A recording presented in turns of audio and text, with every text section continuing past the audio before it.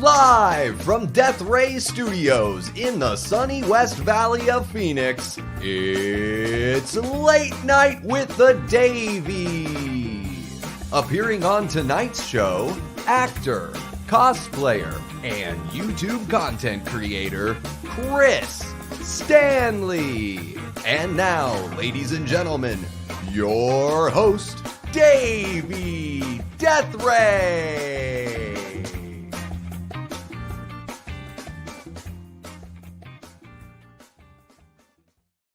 Welcome back to the channel, everyone. Davey Deathray here. How are y'all all doing? I know we saw each other the other night for a little live stream, but it's great to be back with another episode of Late Night with the Davey. Gotta sing it like Running with the Devil by Van Halen. That's just a rule, all right? That's the only way. It's just gonna get stuck in your head that way. So guys, thank you so much for coming on out and hanging out with us here for another episode of the Late Night Show. Gosh, we've already got 16 people hanging out. People are talking amongst themselves in the chat. So let's say hello to everyone. We've got Lamontre in the chat. How are you doing, Lamontre? Great to see you, bud. Oh, and Matt Facci, always laying down the flattering words there. Appreciate you, Matt. And we've got Antonis. How are you doing, Antonis? Good to see you, my guy. Raymond Malabar. You want to get nuts? Let's get nuts. Great shit right there. Absolutely, Raymond. Celebrating Batman the whole summer, it feels like, right? With the anniversary of Batman 89. And of course, Gotham Noir crowdfunding now. Link in the description below. All right, you guys are saying what's up to each other. Let's see who else is in here. Antonis says, Davey, I watched a first-time horror movie last night called The Baby. Have you seen it? From 1973. I have not heard of or seen The Baby, Antonis, so maybe I need to check that one out. And we've got Happy Sanjo in the chat. What's happening, Koi? Great to see you, bud. Great to see you. Gory Tiger is hanging out. Gory, I hadn't seen you in live chats on other people's channels or over here for a couple weeks, so don't know if you were on vacation or what have you, but great to see you back. Great to see you back. All right, and who else is hanging out? We've got Ryan Swayze 88. What's happening, Ryan? Good to see you. Big Rod is in the house. Folks, Big Rod contributed to the start bench cut game that Chris and I are going to play here in a little bit later in the show. So if you have any other ideas for start bench cut, just go ahead and drop them in the chat when we get to that section of the show. That'll be really fun. Yeah. Heck yeah. All right. We've got Necro Mechanimal in the chat. How are you doing, Necro? Great to see you. Melissa Wildcard. How are you doing, Melissa? Great to see you in the chat as well. Trisha McMasters. Always a pleasure, Trisha. All right. Who else we got? Who else? Vanderhoff. There he is. Happy 4th of July, Davey and Chatamus. Is that that's the overarching name for the chat there? Chatamus. I love that. Yeah, tomorrow is 4th of July out here. And for our guest, it's currently 4th of July. It's crazy the way that time zones work, but that's one of the things that they do. Yeah, today is Return of the Living Dead Day, officially to us horror folks. And we've got Robert the Wolfman. Ow, ow! How you doing, Robert? Great to see you. Great to see you. I consumed quite a bit of that mead bottle the other night, Robert, while celebrating your birthday and doing the live stream and all that kind of stuff. Got a little carried away, not gonna lie. So I'm definitely gonna have to snag another one of those from you. We've got Tyler Adams in the chat. How are you doing, Tyler? Always great to see you, my man. We've got Aaron Click, Mud Nelson. Gavin is in the chat. My wife is in the chat. That's nice of her to do. She was going around the house doing some chores, getting ready for tomorrow and everything, and she's got her earbuds in listening to something that seemed really, really funny. So I appreciate her taking a break and hanging out with us a little bit. That's always nice to see. We've got Jamie Hart. Jamie has seen every movie from 1975 to now in the theater. That's what I'm learning lately. All right. And it seems like we're pretty much caught up. We've got Allie Girl in the chat. What's happening? Oh, Allie Girl just saw Maxine. Very, very cool. I am hoping to check that one out very, very soon. Didn't make it to the press screening the other night. Kind of had an opportunity, but not really. Decided to pass it on. So yeah, can't wait to see that here pretty soon. Yeah, guys, it's been a pretty all right week here. If you caught my live stream on Monday, you know that I recently started a new job. So just kind of getting everything rolling with that and, trying to stay out of the brutal, oppressive heat of the Phoenix area. It's about 110, 115-ish. So yeah, if you saw the live stream the other night, we talked all about the Days of the Dead convention. It was really fun, just kind of doing a life update and sort of catching up and hopefully getting back on track with a little more focus on the channel and all that kind of good stuff. So yeah, I just want to see what else you guys are chatting about. So Kate's been watching. That's not a word. Kate's been listening to or watching the Ovon's podcast, and it's cracking her up. All right. Aaron says he just saw Hack-O-Lantern has been announced for a 4K release. I saw a post about that, Aaron, but I am actually not familiar with that film. So I guess I'm late to the party there, and I'll have to check it out. Yeah. There we go. Yeah, Robert, I had a little taste the other night. Yeah, Kate had a little bitty taste. Antonis says Beverly Hills Cop 4 came out today. Although they are not courageous enough to call it Beverly Hills Cop 4, as if anyone would be fooled in thinking that this is a brand new series or something. Kind of odd, but yeah, I mean, whatever. Beverly Hills Cop Axel F. I don't. Is it Rocky Balboa that kind of started that whole trend of like, well, it's a legacy sequel and we don't want to just give it a number, so let's just like give it a name. So then, Halloween did Halloween 2018 instead of Halloween Returns or whatever the heck. And now Beverly Hills Cop Axel F. Interesting how they do that. We've got Carbonite Dreams in the chat. What's happening, Carbonite? Great to see you. And Sebastian is in the chat as well. Love that little Jason Voorhees icon you've got there, Sebastian. Really cool. So yeah, guys, hope everything is going well with you this week. Last week we tried a little something different where we had both of our guests on at the same time.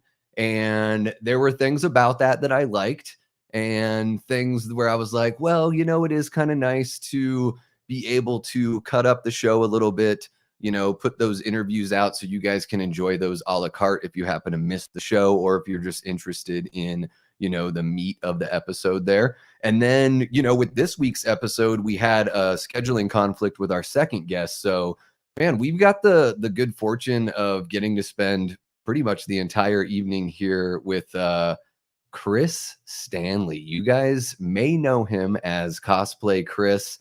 He's also got a channel on YouTube where he reviews films and does, kind of like shows off bits from his collection, screen used props, props and things, costumes that he's working on, all that kind of stuff. So really, really talented guy from Australia. Man, the guy is very, very busy, kind of jet setting all around the world, very active. So very pleased to have him here with us tonight. And we'll be bringing him on shortly here. Just want to say what's up to everyone else that's wandering in here. Raymond watched Return of the Living Dead earlier. Perfect. All right. And we got Fatchy back saying what's up to everyone. All right. Well, yeah, guys, let's waste no time here. Let's bring in our guest for the evening. Now, we're going to do a pretty good job here of making sure that we don't keep him here all night, but I do have a little list of things that we want to talk about, or at least that I want to talk about, so we'll see how that goes. Paul Stanley's brother. That's hilarious. I love it. All right, guys, so without any further holdup, let's go ahead and bring in the man, Chris Stanley. How are you doing, Chris? How you doing, mate? Doing very well, thank you. Hey, everyone in the chat. Yeah, it's really appreciate you coming on and spending some time with us. I know you're very busy, but one of the things that I really love about you, Chris, is you're so gracious with your time. You're very accommodating to folks. And I think that's, something that I really look up to, just being just a little bitty guy here on YouTube. Just really, appreciate that, and something that, I aspire to be the same kind of way, regardless of, where the sub count is and all that kind of stuff. So really appreciate you spending that time. Oh, dude, no, of course. And like you're doing so much at the moment for us, for Gotham. So like always have the time for you, man. And obviously, like, you're working your absolute butt off with this channel, and it's so good to see like you don't stop either. And like you're building this beautiful little community that I'm seeing right here, all these wonderful people that Mhm. like we were saying before backstage, that just chat amongst themselves as well. So it's really nice to see, man. And just can't wait to see where you are in a year's time. Because yeah, your consistency is very inspiring to say the least. Yeah, it's really tough. I think, like, with the pre-recorded stuff, that was pretty much what I was doing exclusively at the beginning, because I was like, well, what's the point in going live if no one knows who the heck I am? It'd just be like a tree falling in the woods. But it's one of those things where it's like, all right, now that I'm in the live game, trying to find that time to do the pre-recorded stuff, because I feel like, of course, the more you go on, the more comfortable you get and all that kind of fun stuff. Mm. But I don't know if it's just me. I put so much pressure on myself when I do those pre-recorded bits. And what's that like? Have you gotten really comfortable with that process on the pre-recorded stuff, or do you find yourself do you ever swear at yourself messing up a take or anything like that? Mate, it's funny. I'm the other way around compared to you. So you're used to going live. When I go live, I like get the shakes. I get that Mm, nervous.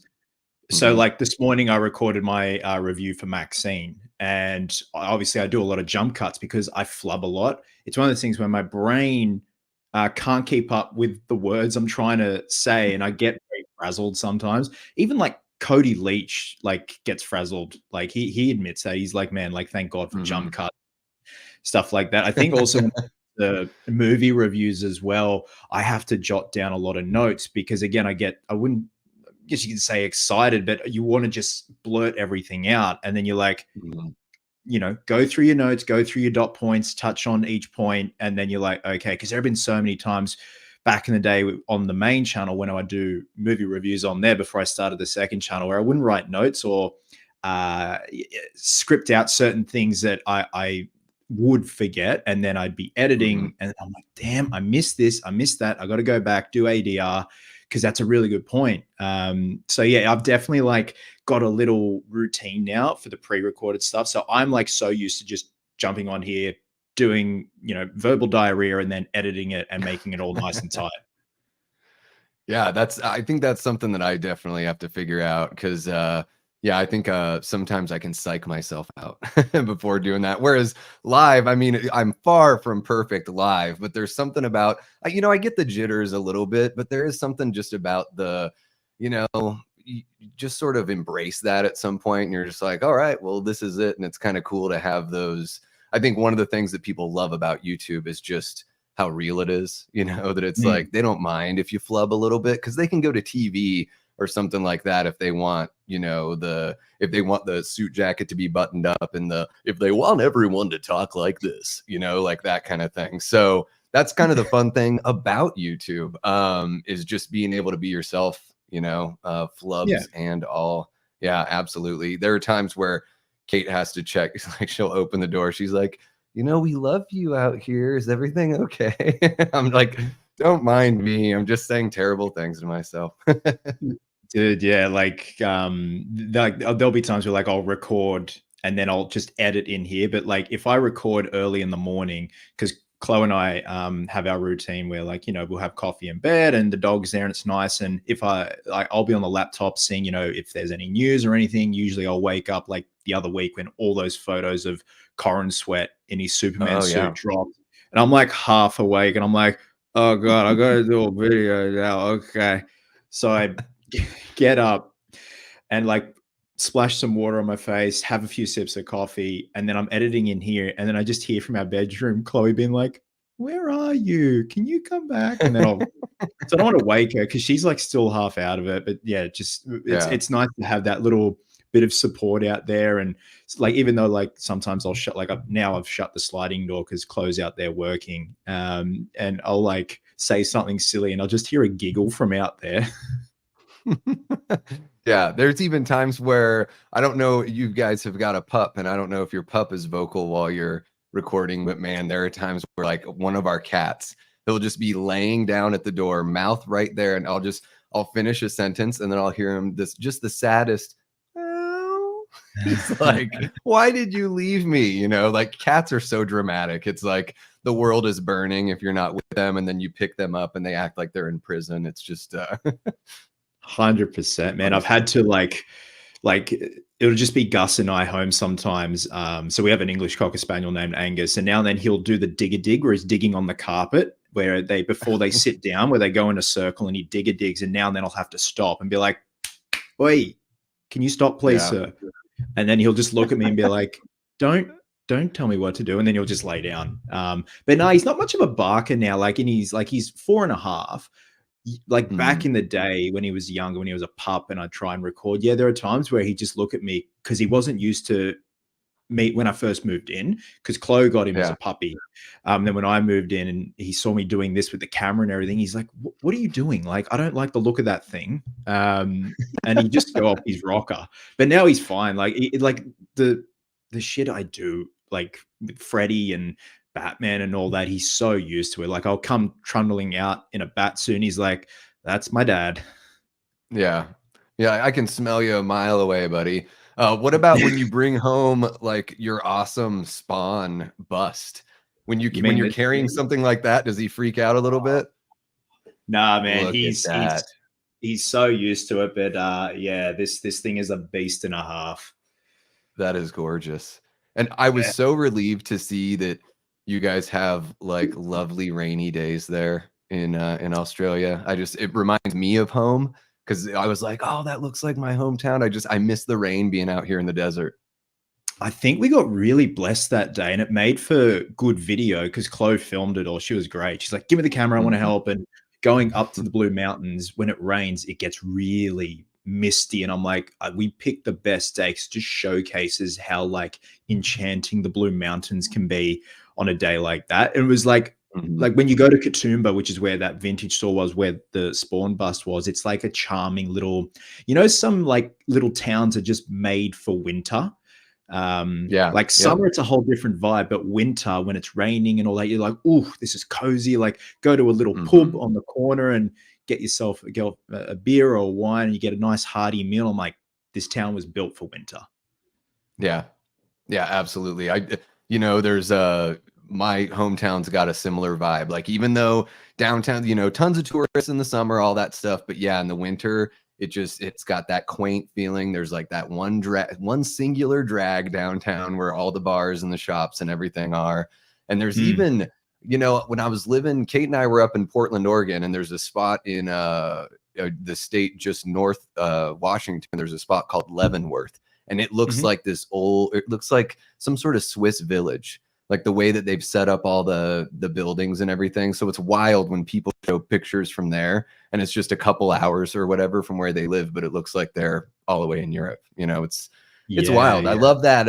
I love that feel. We do have that in Arizona. Like, there are places, drive for a couple hours north and you can be in a nice, quiet little spot. It's great. Yeah. So that's, that Spawn bit you've got there, you're quite the collector. You've got not only, that's a recent one, and then also the Mohawk that's there behind you, right? That's pretty recent. Yeah. Is that the one that you'd worked on?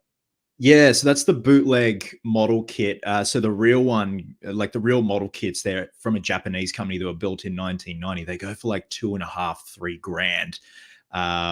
But this is a bootleg one, and I got it for a couple of $100. And like, it's pretty much the same, but like there are a few dodgy bits that you got to reheat and like reshape him. But like, man, I was so happy with how he turned out. And then with Spawn, I didn't intend to give them an offer, and like, I definitely couldn't afford it at the moment, but it was one of those things where I'm like, I had to, like, I'd kick myself if I went back up there in a few months' time and it was gone. Yeah. And I just had to have it, man. It was just one of those things where like I will try and find another way to save back up some money, but I have to have it. Yeah. Yeah, because also it's just like it's an investment piece too. I definitely don't think they knew what they had. Hmm. But yeah, they got a nice quid that day. But at the moment I'm in the process of figuring out some way to offer completed light up busts in like maybe do a run of 20 of them, Oh, which okay. would be nice. Yeah. So a few people have reached out since I like hinted at that in the video, and they're like, if you do Hmm. it, put me down. But I'd want to keep it just limited and special. And Yeah. because yeah, like coming by something like this is so hard because usually the pieces you see out there are like Michael Jai White's burn prosthetics, and you can't exactly like mold them because you'd ruin the foam. Hmm. Whereas this is fiberglass, it's robust, and you could make a mold of it and then make nice light up busts, sign them, do a run of 20, and then that way some people can get a bit of that. And like Sean Clark and stuff are doing the same at the moment with he got a lot of Freddy vs Jason molds from the Bill Tesarakis estate sale. So like Robert Englund's Freddy prosthetics, Jason stuff. My Jason hockey mask is down there, which comes from the screen use molds for one of Jason's hockey masks from the film. So it's cool that he does that, other artists do that, where you're able to offer these pieces, obviously like limited to keep it a bit special. Hmm. So yeah, I'm just trying to work out the nuts and bolts of that at the moment with making a mold and like how much resin and like what would I charge and stuff like that. It's a big Yeah. piece, man, because like Michael Jai White, he's a big dude. So Yeah. Yeah. It looks massive. Yeah, and you had worked with him in Outlaw Johnny Black, right? yeah, Was yeah. that pre-pandemic, but it didn't come out until after? Is that what that? Yeah, it was pre pandemic 2019, end of 2019. Flew over there November, December. And yeah, I worked there for 2 days, and like he was just awesome, like very, very chill, but also very like focused and full of Mhm. knowledge, like wealth of knowledge in front and behind the camera. Some people just think of him as the martial arts guy in Spawn, but like the technical side of filmmaking, he was all over it, even though he didn't direct it. A gentleman by the name of Keith, I forget his surname, directed it, but Michael was pretty much directing, and like he's in costume with his big, beautiful handlebar mustache behind the camera, and then Yeah. looking at the technical aspects. Yeah, he was just great, man. But yeah, it didn't come out for a few years because of funding and all that, because it was independently made with Gigantic Studios, his production company. Mhm. Yeah. Yeah, it's interesting, like, have you noticed that with, like, maybe it's the discipline that comes from, like, the martial arts training, or if it's just some people, like, in the creative business, it just seems like they can soak up that knowledge as they go through, like, the early part of their career, and then by the time that they're more established, they've just sort of got, he knows how to make a movie, what makes it all work, and even though, yeah, like you said, he's not, directing the movie per se, he's, able to fill those roles. Is that something that, like, is that something you've noticed kind of in your own journey, going from, building costumes, doing cosplay, and now moving over to, like, writing and acting and producing and everything like that with the folks over at Lux Media?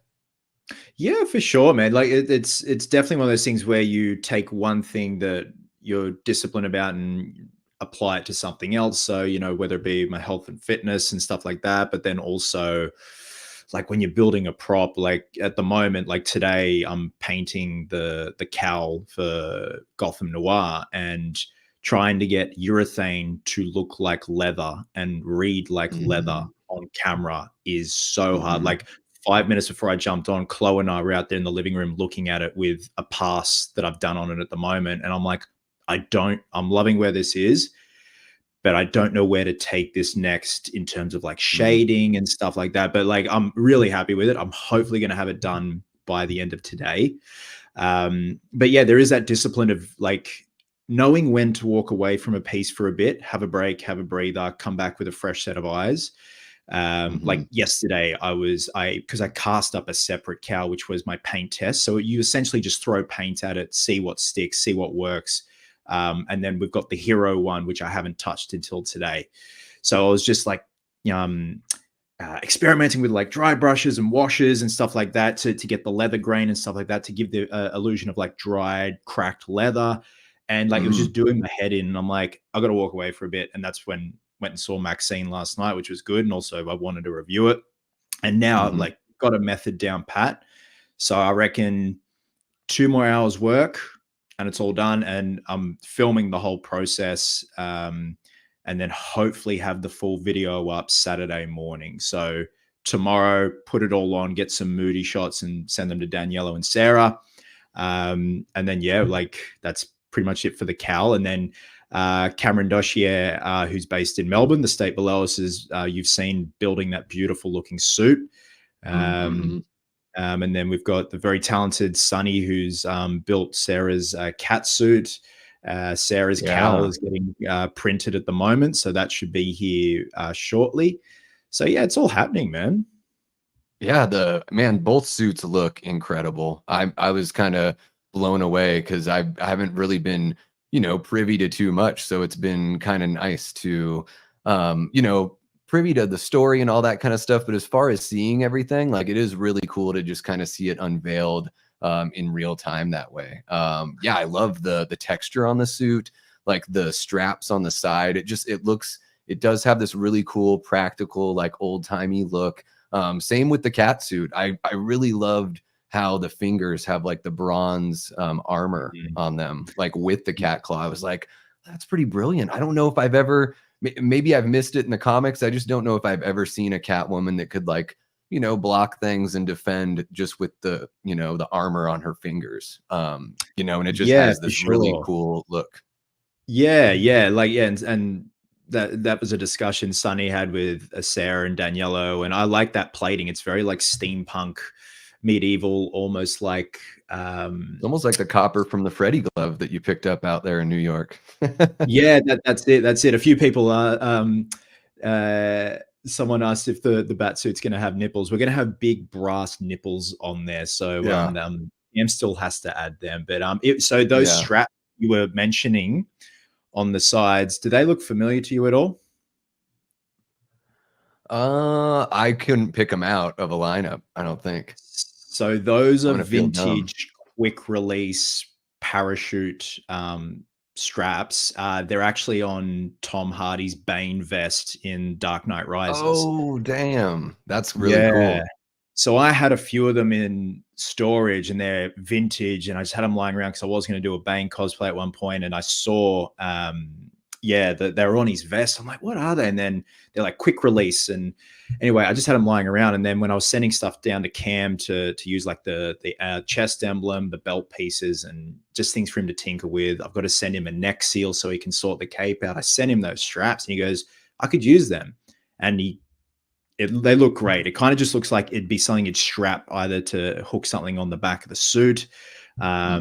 So yeah, and the fabrics that he's using are beautiful. It's very like some panels look like brushed bronze and stuff like that. So again, kind of keeping with the early 1900s theme. And then you got Sarah's outfit, which again, those claws utilize that kind of copper, brass, oxidized look, steampunk.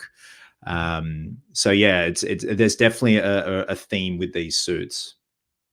Yeah, the production value of the suits are amazing. Like they look incredible. I'm totally blown away. Now, how long have you been doing like, building props and suits and all that? I mean, how is that something that you picked up from like a family member, or did you just kind of start doing it yourself for fun and then gained more knowledge as you went? All self-taught for the most part, man. Like I definitely do come from a very theatrical, creative family, especially my mom's side. Like my mom's a entertainer and an actor. My dad's more like the more logical side.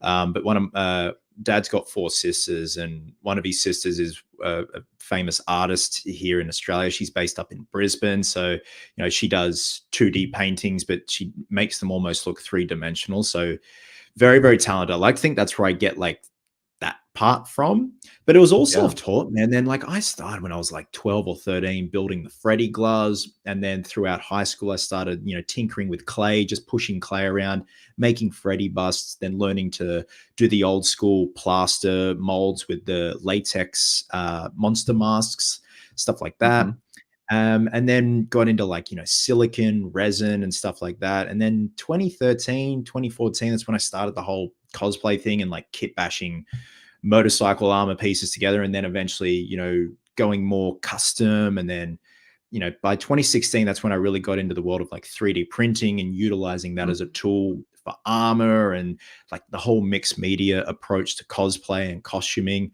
And then eventually got to work at a studio here in Sydney called Odd Studio, who won the Oscar for Mad Max Fury Road for prosthetic makeup.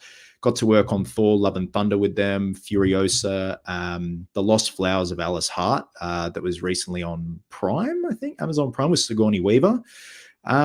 So yeah, it's been great, man. Like just bit of everything, and I love it that way. So you started out, you're kind of like a little Tommy Jarvis there, 12-year-old Chris just starting to make masks and doing Freddy gloves and all sorts of stuff. And Freddy is like, is that your guy? Like if you had to pick one horror villain or horror character, is that the one? Mate, absolutely. Like I just even like non-horror fans, like when we have people come around and they're like, I've got my life-size Freddy right here with his fingers cut off Mhm. staring at me.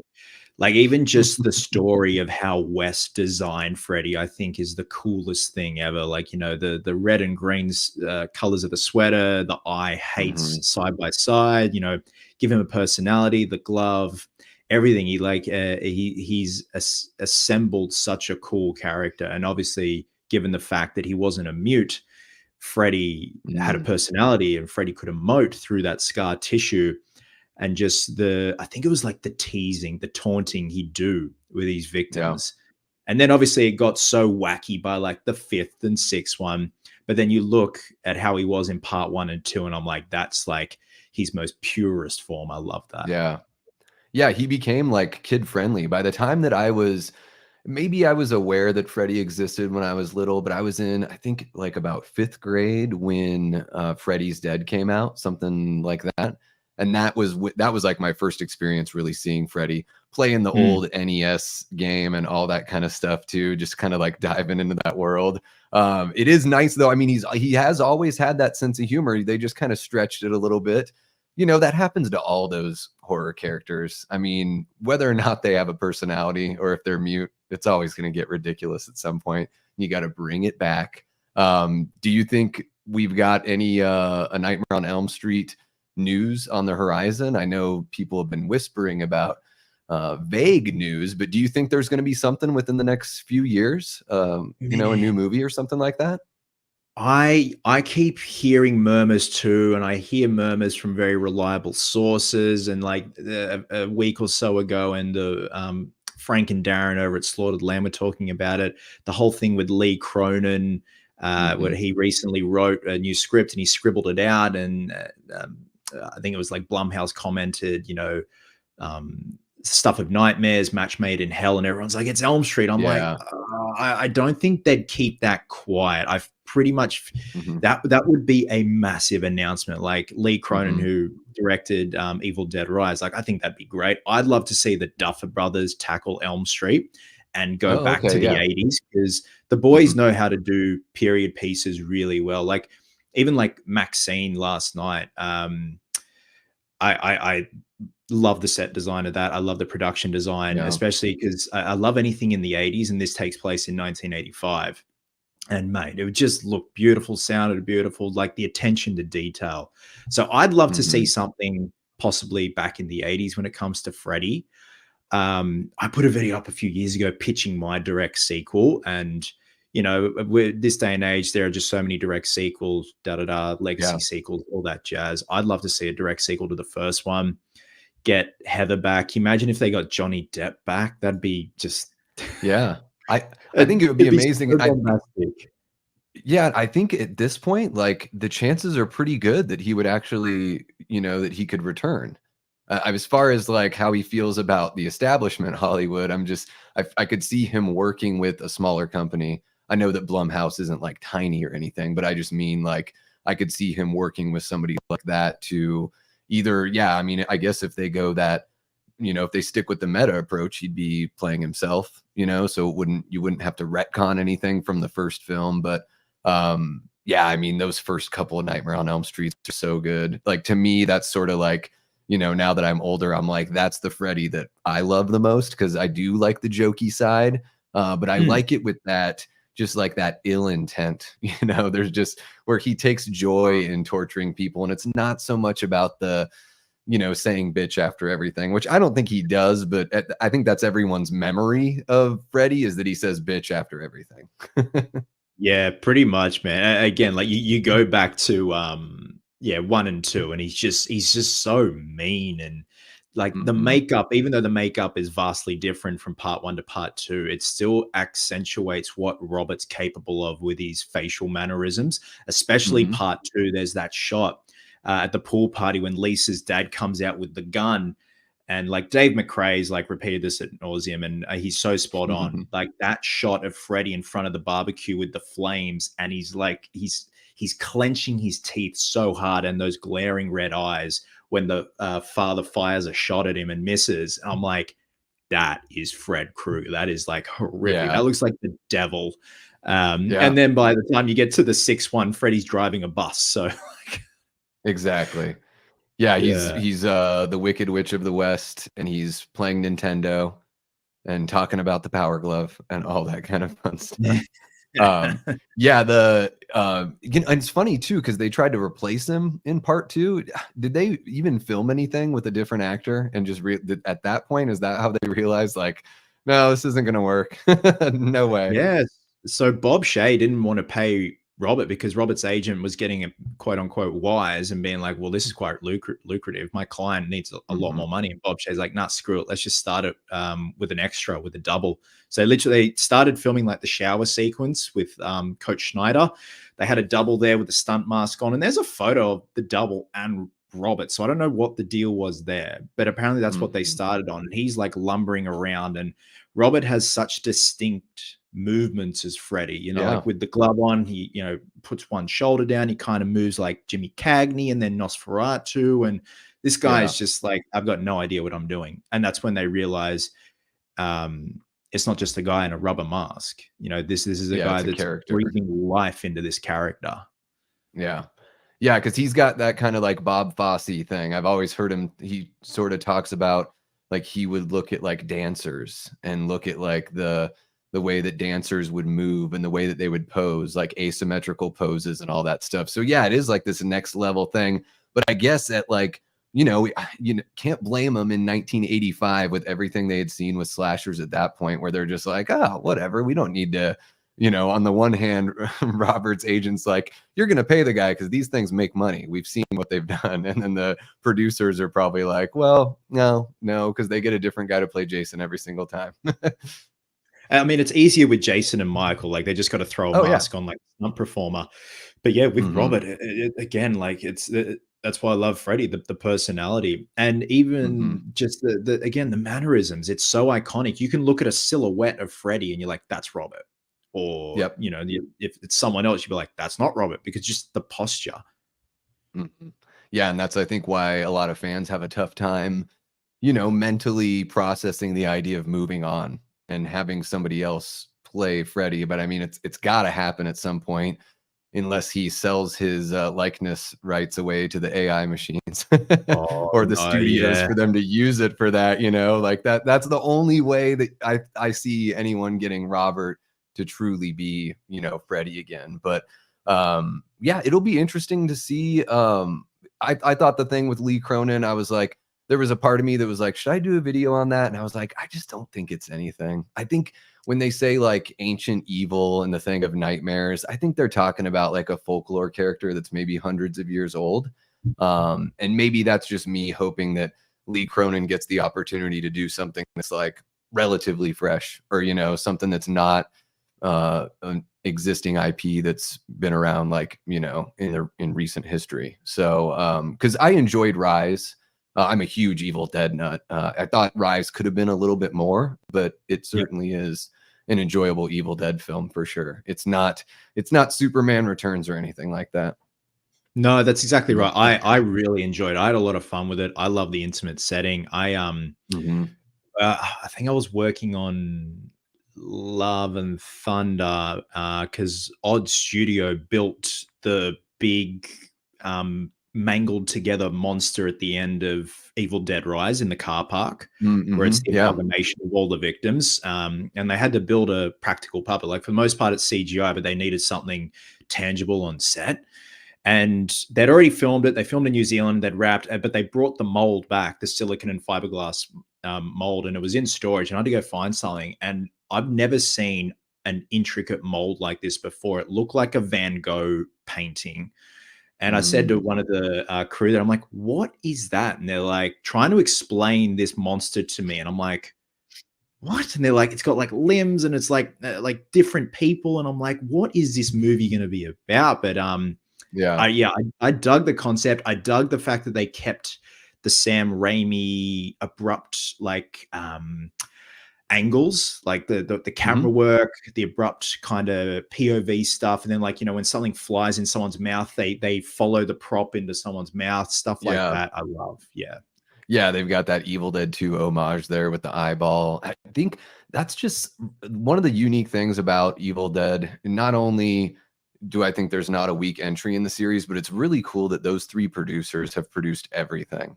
Like, that's something Mm, that's wholly unique within horror, that, like, Rob Tapert, Bruce Campbell, and Sam Raimi have been making every single decision for Evil Dead since the very beginning, and that's wild. So that means when they go hire someone like Lee Cronin, they know they've got a good one. Or Fede Alvarez, who just completely blew my mind. I was so skeptical about going back to the Evil Dead because I think at the time they were kind of pitching it as a remake of sorts. But now it seems like it just fits into that world. It's not a remake. It's just more of like a reboot or whatever. But yeah, I mean, those guys, they really know what they're doing. I know right now, I think they're working on a couple different movies. And I'm at the point now where like I'll take the hands off the wheel and just have faith as a fan. You know, it's like, all right, what I kind of want to see is like different points in history in different countries. I kind of want to see like what happens if there's an Evil Dead, like a night of Deadites that break out like in the Old West or mm. in Africa in the 1700s, or you know what I mean? Just like let's get wild with it. Like let's really kind of open up what something like Evil Dead can truly be. But Absolutely, yeah, man. I agree. and the what was I gonna say about Lee? Oh, with Fede Alvarez doing Alien Romulus, are you looking forward Mm. to that one? Are you a big Alien guy? I actually haven't watched any of the Alien films. Yeah, I just never got into it. Like I'm a more of a Predator fan. Mm, But everyone's telling me like I know I should watch them, especially with Romulus about to come out.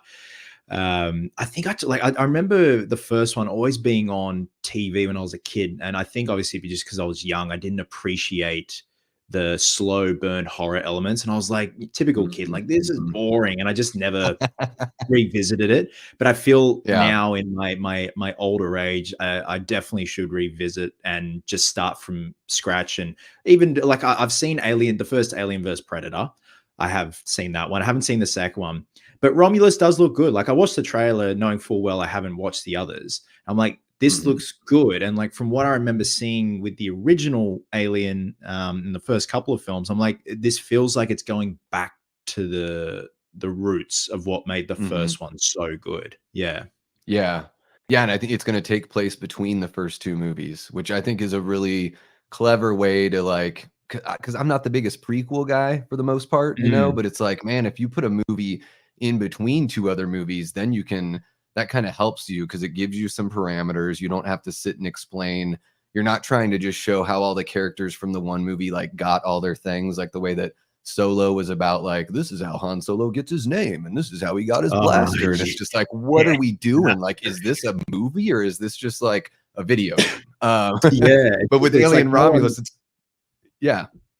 it's like No, no go one ahead and finish. answered that. Raymond Malibus said, "What did Chris think of Prey if he's seen it?" I loved Prey. It really took me by surprise. I think it was it's so I got to see it in the cinema. They had a little preview screening. Obviously, it came out on Hulu. Man, it's Mm. so disappointing that it didn't have a cinematic run because the sound design, everything was just so good. I loved it. I would now love to see the Predator in feudal Japan, like going up Mm. against samurais. I think that there's something Yeah. so samurai about the Predator. I think it's because of the armor and everything. I'm like, that would Yeah. be badass. Like, but yeah, I loved Prey. I thought it was really well done and not a nice little return to form. Given how simple the storyline was, I thought it was great. Yeah, I think with Predator, I mean, even with Aliens, it's like, keep it simple. You know, Mm, like, these are very like, you don't have to get crazy with it. I think your idea of putting it in feudal Japan's awesome. I think that would be like a formidable opponent. So you figure the Predators would want to go there to have to prove themselves, right? So it's yeah, sort of yeah. like Evil Dead, where you can just drop them in like anywhere in human history, and as long as you have some interesting characters and some good battle scenes, you're good to go. But yeah, it is a shame that some of these movies are just getting, the direct to streaming, and that they're not getting that opportunity. When you were out watching Rebel Moon, I remember you Oh saying yeah. that in one of your videos, where it was just like, I think that most people watching it at home, it's probably just not going to be the same, like, and you think about how much time goes into that and how important, like, sound is incredibly important to film, and then how you kind of cut the legs out from under a film in a certain regard if you don't give people that opportunity. Yeah, absolutely, man. And like Rebel Moon, obviously it's not well received at all. Like I see where its Mhm. flaws are, but for the most part, I definitely did enjoy part two. But that sound design on both parts is just amazing. Like Mhm. it's very booming. And I'm like, it sucks that it just goes straight to streaming and like people won't have a proper, some people won't have a proper setup. Mhm. And yeah, like the same with Prey. Like the sound design was incredible, just so atmospheric, especially that one sequence in the burnt out forest when the predator just lets loose and starts this massacre and just stuff like that, man. Even when there's silence, just the little things like Yeah. white noise and stuff like that, things that Mhm. your brain necessarily wouldn't pick up, but it still helps in like the illusion and the experience of being immersed in that world. Absolutely. Yeah, I think sometimes the lack of sound is just as important. Like, it's all about those peaks and valleys and finding the right time. So it's almost like a movie with an amazing score, and then when you cut that score out, it kind of highlights that moment in your brain. You put a little bookmark there of like, oh, there was that scene where everything got really intense. Sort of like a camera not cutting. If you take the Mm. music out, all you hear is breathing or what have you. There's 2001 has that, of course. Even, some of the Halloween movies kind of focus on that. Again, a good example of a movie with great music, but when it's not there, you're just sort of like tensing up and just waiting for that release.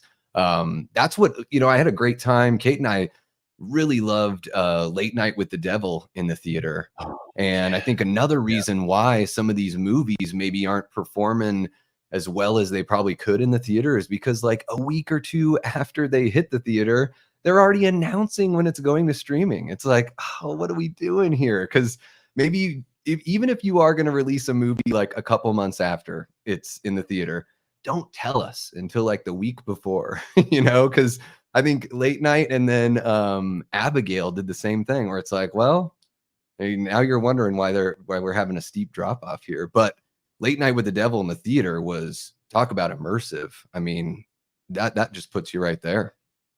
Yeah, absolutely, man. It was sad, like going to Abigail and Late Night with the Devil. Like there was no one in the cinema when I went, and I'm like, this is like it's middle of the day, middle of the week, but at the same time, like whenever it's horror, like unfortunately, it just gets a pass sometimes, and especially Mhm. Late Night with the Devil, man. Technically, I loved everything about it, the story, the concept, the fact that they filmed it in the state below us, and they utilized like pretty much all Australian actors apart from Dave Dustmulchin.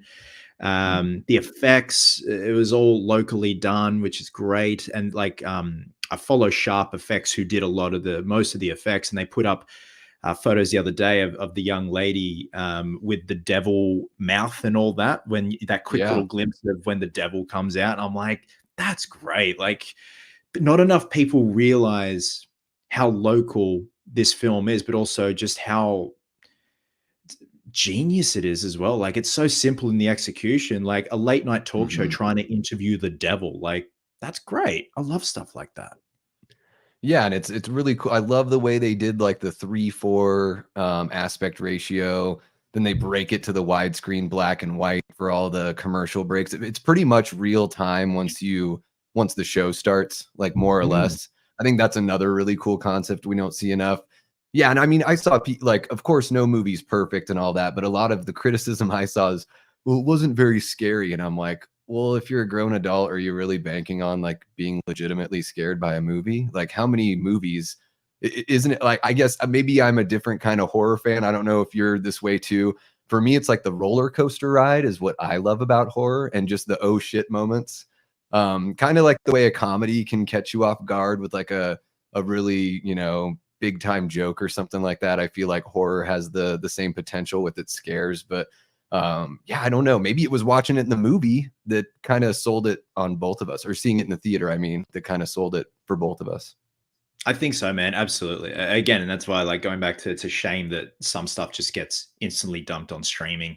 And yeah, I do see. I love the thrill of getting a good scare, or like I said this morning in my Maxine review, like X and Pearl gave me the ick. Like, it just made me feel icky and dirty and just uneasy. And then obviously when you Mm, walk out the cinema, you're fine again. But it's like, again, that roller coaster thing, like putting yourself through that scare, and you're like, "Ooh, that was like a rush." It's like an adrenaline junkie who loves like skydiving or something like that. You want yeah. that rush and you want that effect. But then when it's all said and done, you go back to normal, but then you reflect and you're like, that was effective. That was great. I love that.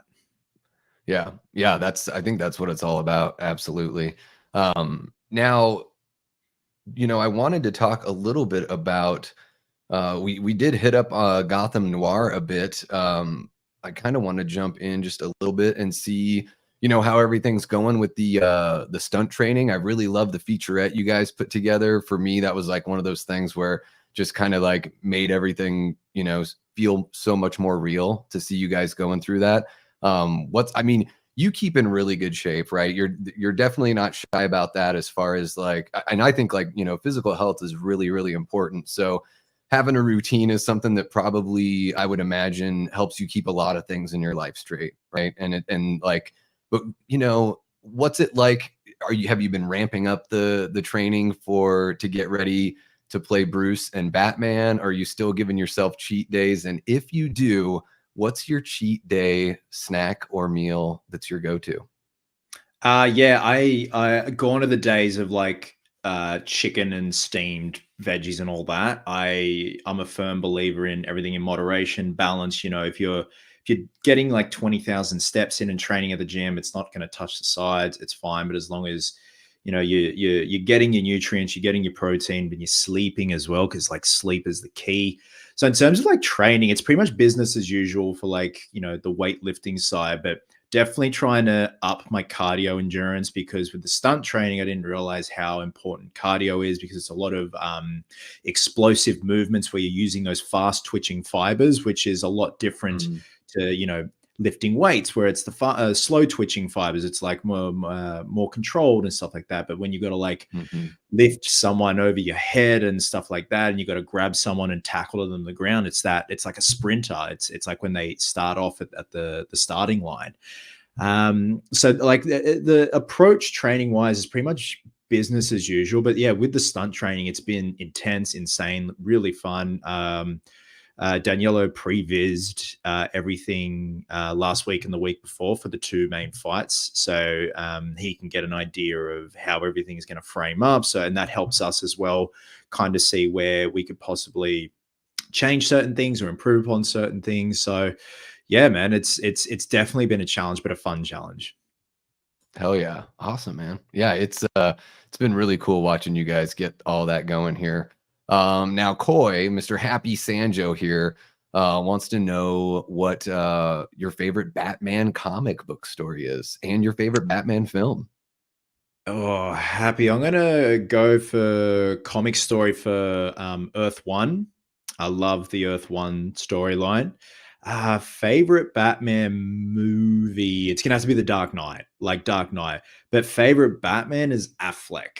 Unfortunately, Affleck wasn't really in a top tier standard film. Like again, it's a Yeah. crime we didn't see his solo outing as Batman. I think it could have been Yeah. very good. Just from what I've heard with the script, and then the concept artwork with himself in the suit, and then Joe Manganiello playing Deathstroke. It could have just Yeah. been like Arkham Origins, but like so good. So yeah, I'm gonna say Earth One, The Dark Knight, but favorite Batman is Affleck. All right, there you go, Coy. Yeah, I mean, for me, I really, it's really difficult. It's probably more difficult for me to pick a comic book story.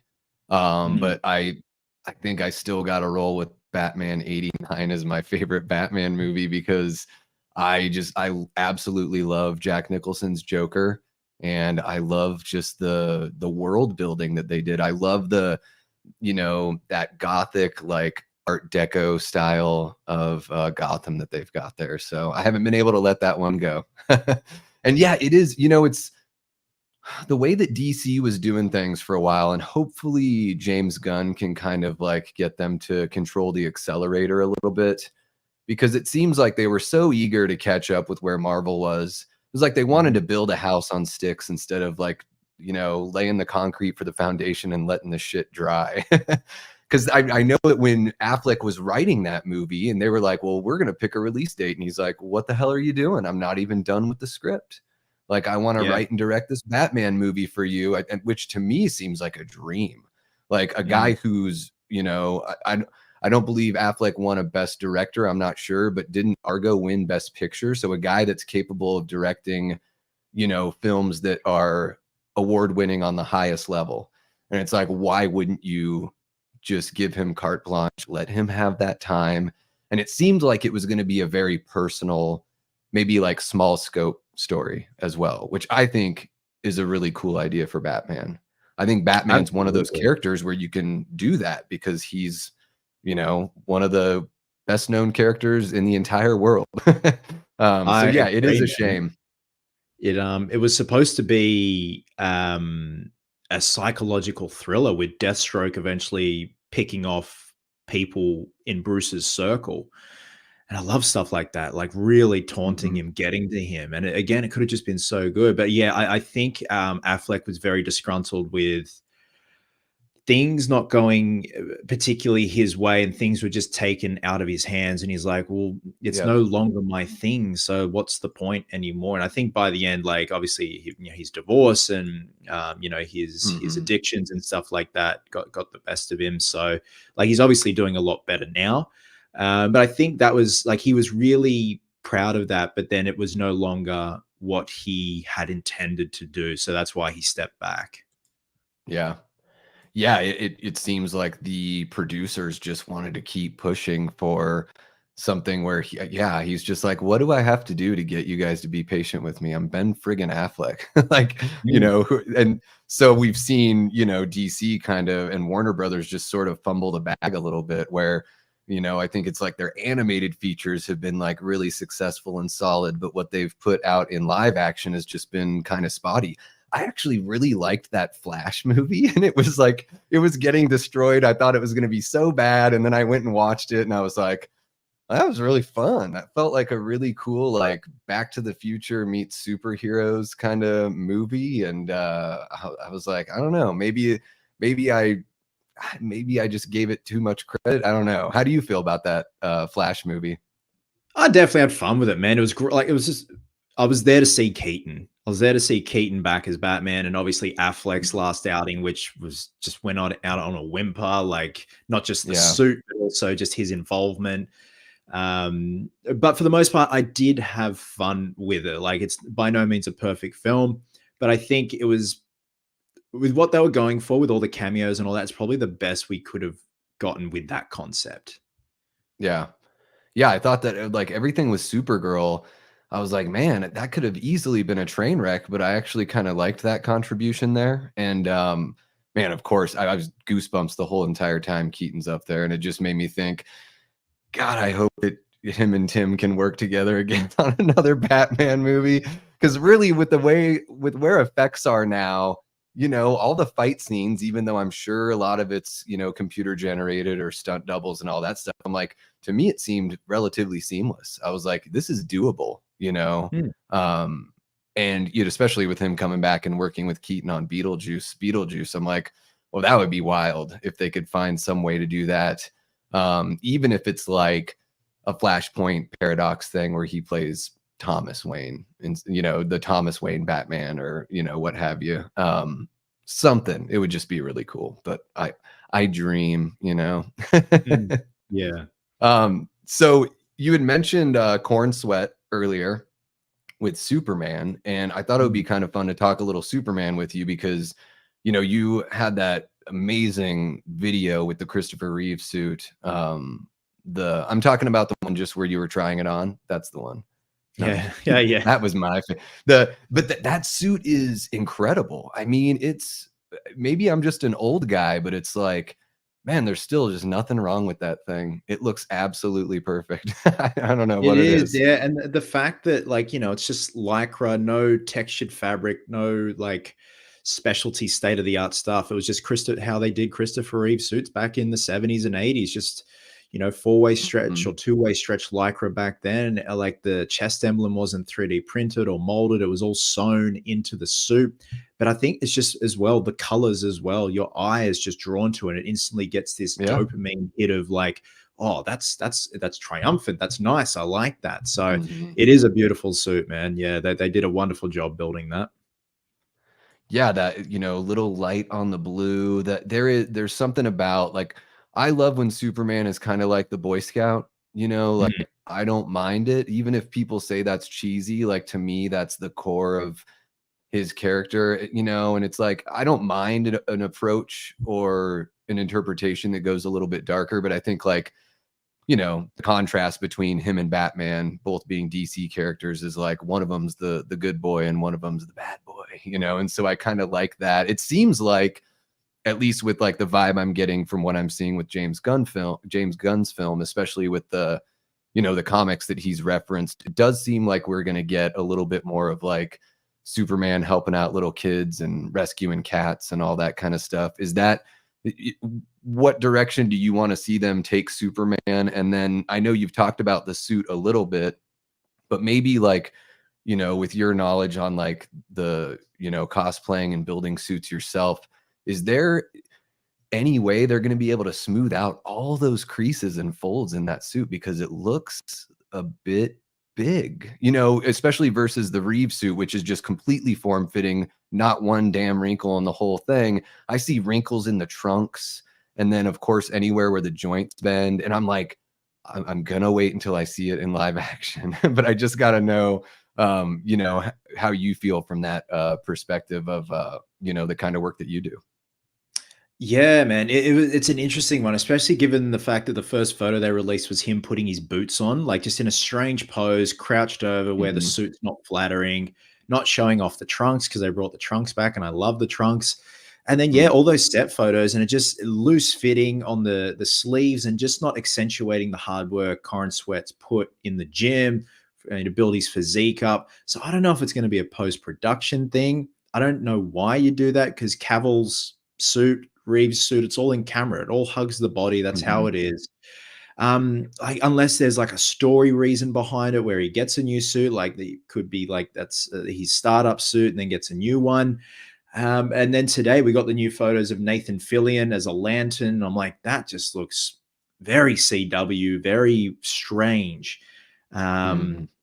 Yeah, but I in terms of what they're going to do with the character, I want them to, go back to, getting cats out of a tree at first, and, Boy Scout. It's, we've had our dark, broody, moody Cavill Superman, Christopher Reeve, League of His Own. But then I want them to go back to like the simpler Superman, but also do something different at the same time. I think Corn Sweat's a fine actor, especially like, 'cause I rewatched Pearl the other night, and he was in Pearl, and I'm like, you look more like Superman in Pearl than you do in Superman. That's weird.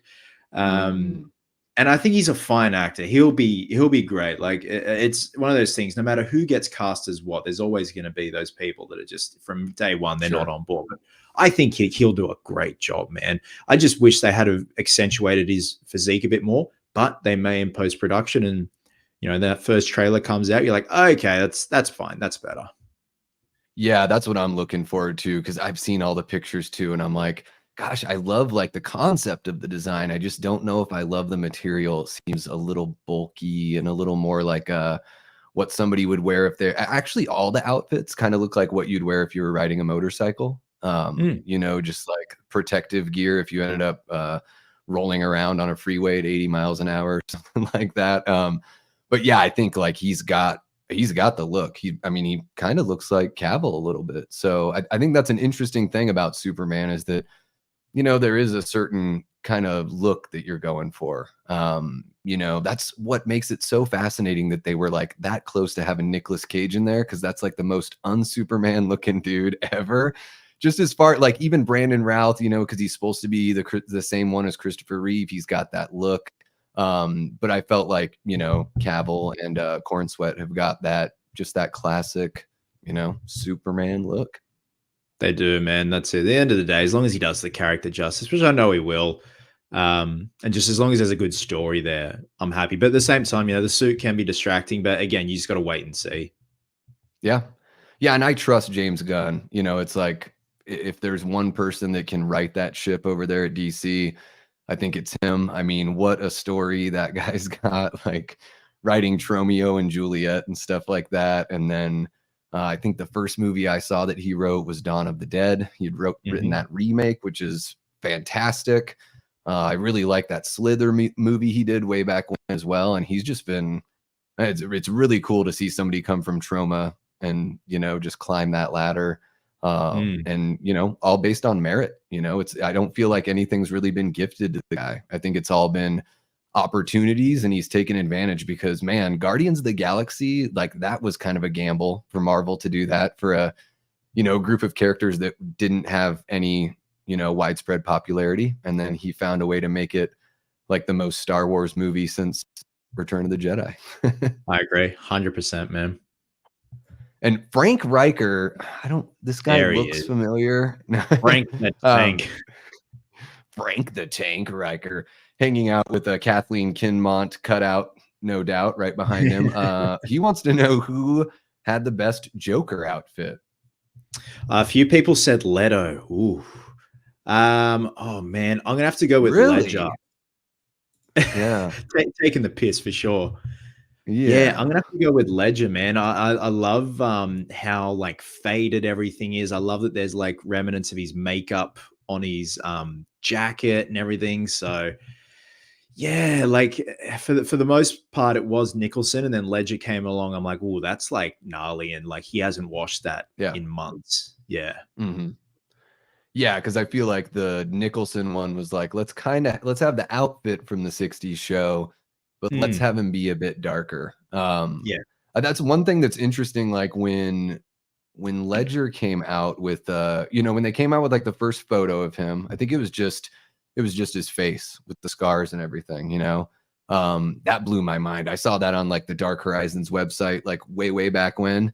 And then, when the movie came out, it seemed people almost kind of rewrote history a little bit with the 89 Batman. They're like, well, Nicholson's Joker was so comedic. And I'm like, when was the last time you watched that movie? You might want to go back and watch it again. Cause like, I mean, maybe jokey to a degree, but I think like Nicholson's Joker is still completely like unpredictable and absolutely insane. Like, it's to me, like, just he's willing to kill whoever in front of whoever. He gasses the entire city of Gotham after dropping money on him.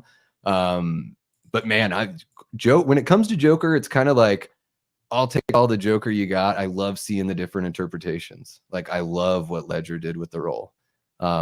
Not so much with where they took it with Leto. It was really odd to put the Joker in a movie where if you take him out, it doesn't matter.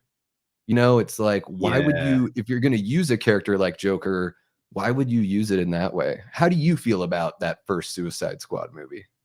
Oh man, it was it was a big clusterfuck, but also I think Leto had potential, but the writing and the directing just wasn't it wasn't what I thought it would be. And like he's a talented dude. Like he has his ups and downs and he's a strange bloke. And I'm like, yeah, he's perfect for the Joker.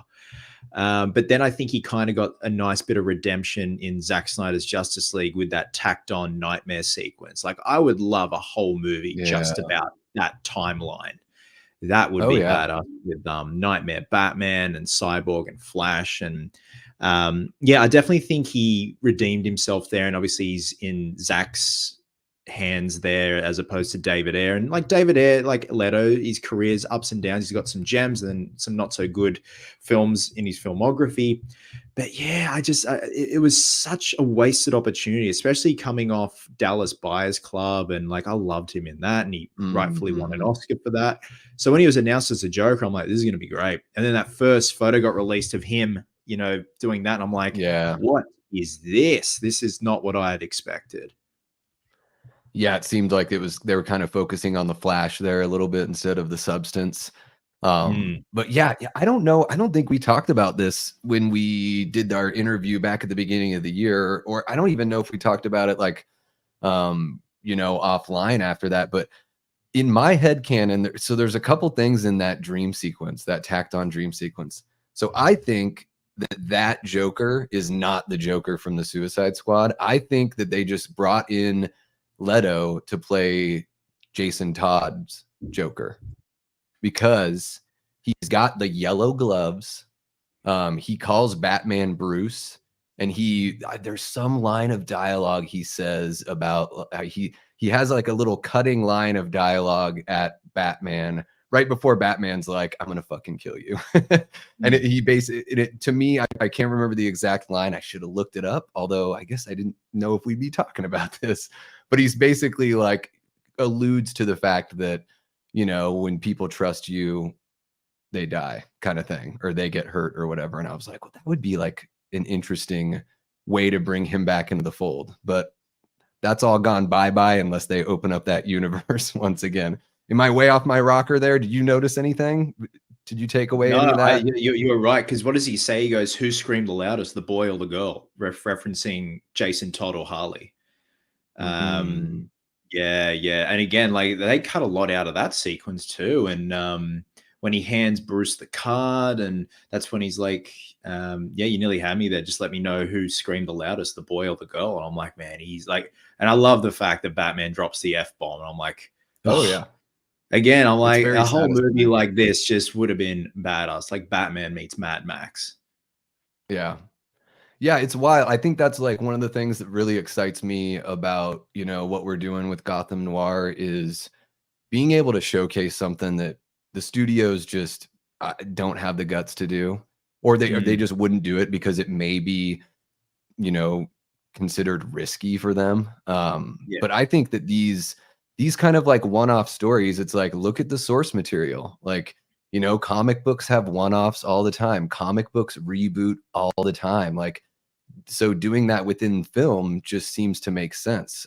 So I love that, like how Gotham Noir's taken things, a horror route, definitely more of that detective kind of route that luckily we did see the detective, you know, in the Batman. I felt like that was the most, you know, detective like Batman we've seen, at least in a live action film. Did you enjoy that one? I did, yeah, very much so. I think it was great. I think Pattinson was great.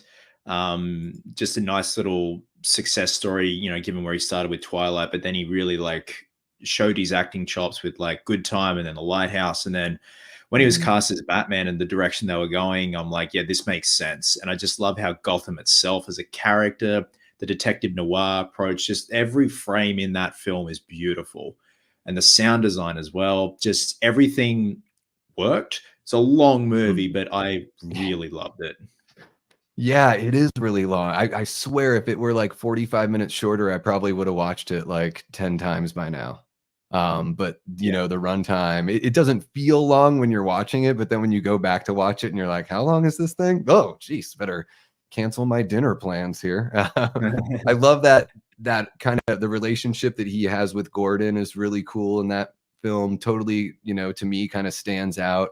you know, in the whole, you know, Batman saga that we've seen on film, just a different kind of relationship there. And then man, Paul Dano as the Riddler, talk about being scared in a movie. That the fact that he like never blinked in the mask, and he like glasses over the mask, but he's like giving you the Michael Myers Mm. eyes the whole time. I don't know what it was. He creeped the living shit out of me in that movie. Man, yeah, he like, because I remember seeing him in Prisoners with Hugh Jackman and Jake Gyllenhaal, and like, my God, talk about an underrated movie. But then him as the Oh yeah. Riddler, especially that opening sequence with the mayor when he's hiding where the curtains are, and that Mhm. scream he lets out when he lays into the mayor. I was like, that is Mhm. horrifying, man. And like, obviously, they're borrowing elements from Seven, um, Mhm. stuff like that. And yeah, he was great. Like, but he's such an underrated actor. Like, he is, but then he isn't at the same time. But man, he just always delivers such a good performance. Yeah, and he's like just all over the place with his performances. It is awesome to see, you know, younger actors like him and, you know, Pattinson get to take on these roles and you know, just show throughout their whole career how much they've grown. And yeah, like you're saying, the violence just feels very visceral in the Batman, Mm. just feels a bit real, kind of like you're a fly on the wall seeing something, you know, happen in real life. It gives you that dirty feeling. They definitely nailed that one there. And then look, we got people bringing up Joaquin Phoenix, who I almost completely forgot to mention here. I think Joaquin Phoenix had the best Joker costume. Felt so Taxi Driver to me, says Big Rod. And then It did, Tyler says yeah. Phoenix was a thin ice. Do you mean dancer, Tyler? Or thin ice danger? Or do you mean, are you saying that he was a dancer? Because he has a kind of a dancer quality to him in the in that It first does, Joker yeah. film. And it looks like we're probably going to see more dancing in Folie à Deux, if my French accent is annoying enough That for looks like everyone. it's gonna be a wild ride. Yeah, I like that it looks like it's a departure because I love when sequels don't rehash. I'm a big fan of sequels, kind of, you know, we talked about Aliens earlier. Like the second Alien movie is way more of an action sci-fi, whereas the first one's like a haunted house in space. Mm. You know, Evil Dead 2 takes it a bit more comedic.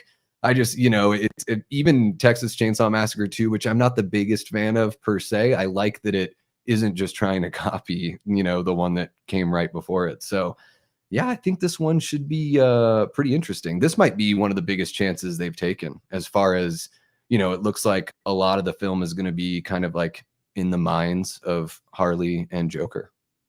Yeah, I agree, man. Yeah, look, and yeah, I was very confused when I saw the first trailer, but then I'm like, yeah, this is gonna be something special and different. Yeah. Yeah, I mean, Joaquin Phoenix is just, man, he really pours himself into Mm, every role. He's just such a character. I know he had yeah. like that really funny interview and everything on David Letterman, but like I love that kind of stuff. Like even when Crispin Glover went on Letterman like back in the 80s and almost like kicked him in the face and all that stuff. And have Yeah, you yeah. seen that interview? I have the guy is an absolute nutbag, but he's entertaining to watch. Yeah, yeah, and I feel like, yeah, Joaquin Phoenix has kinda got that, you know, there's something about the Joker that just makes people kinda wanna see if they can lose their minds a bit when they jump in there. Absolutely.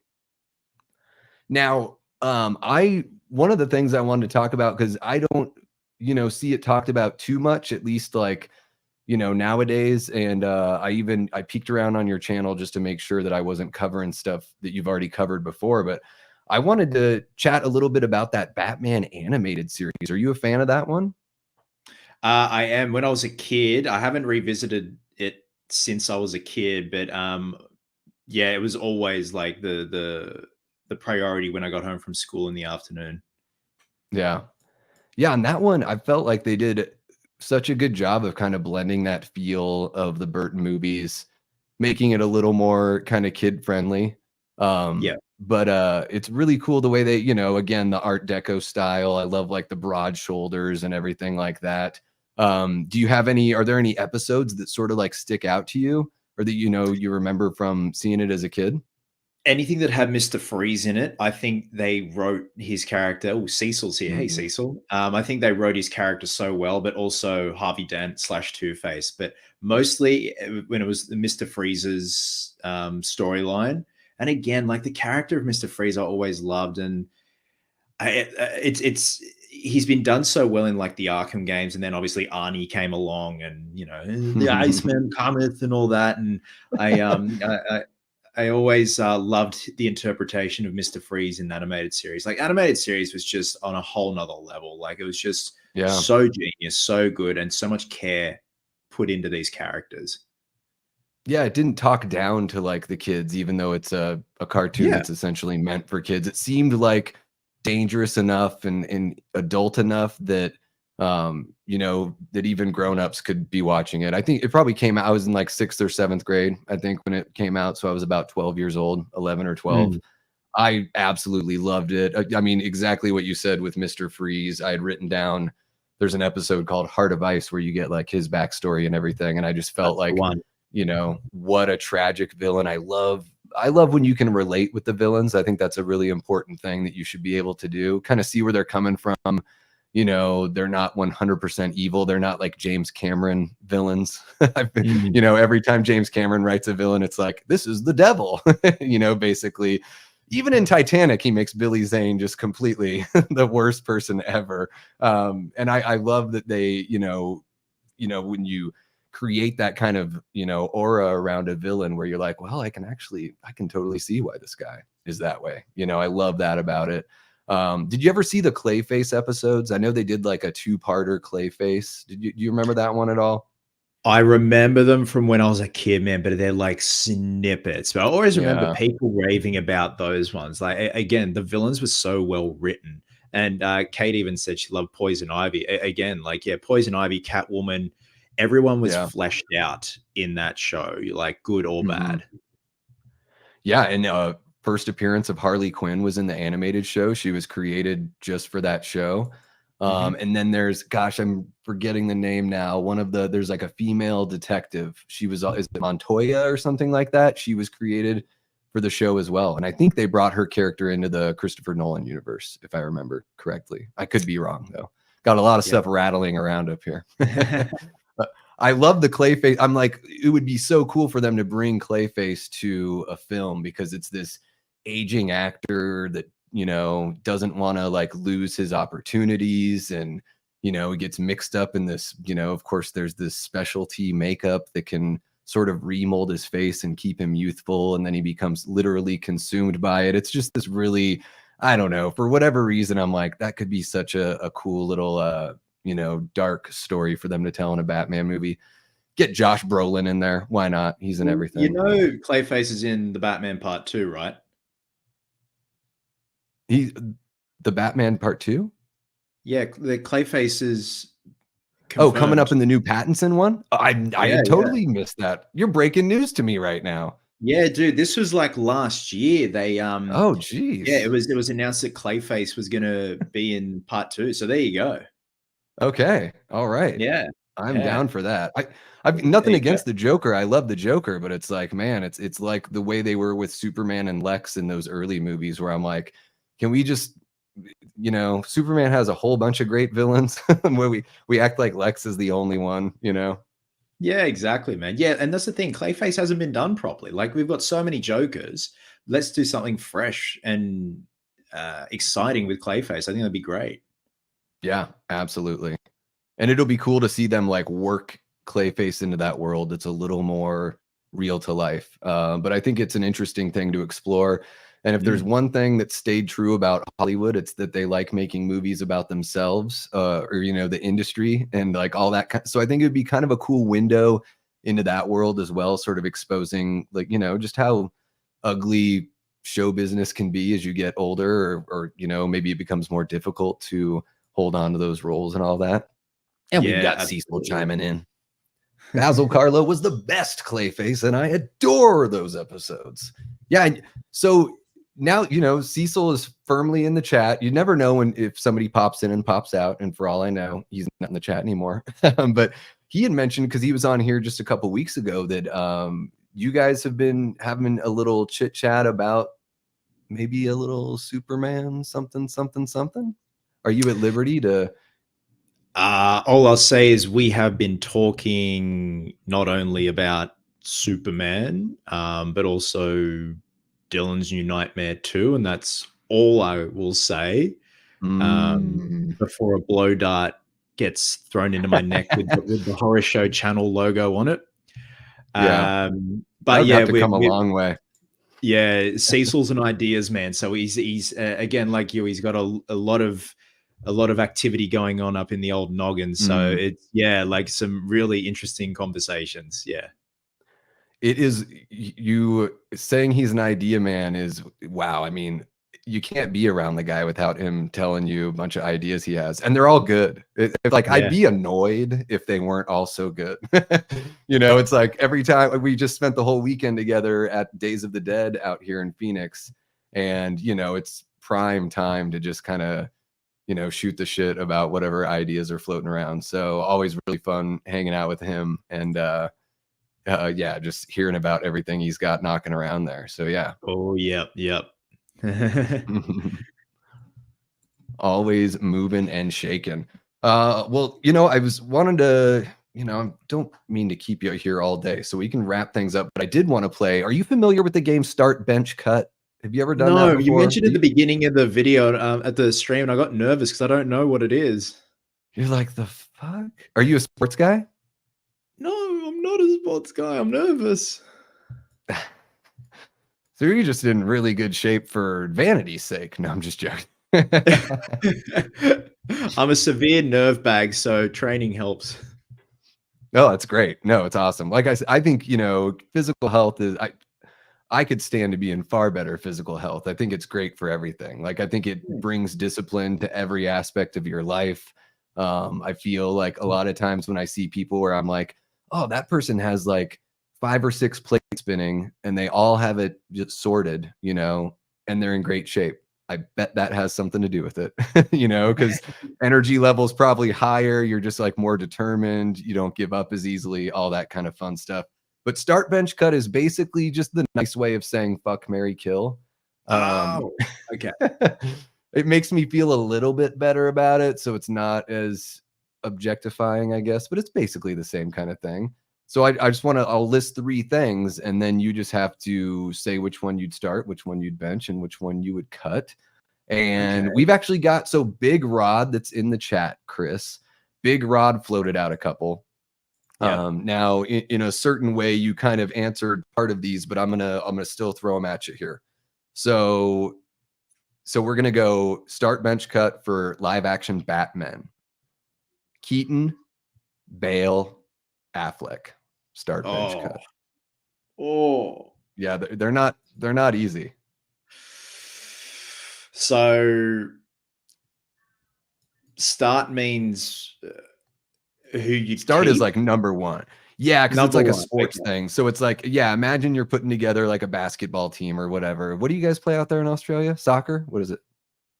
Soccer, footy, like rugby league. Okay. Yeah, it's like I would start Affleck.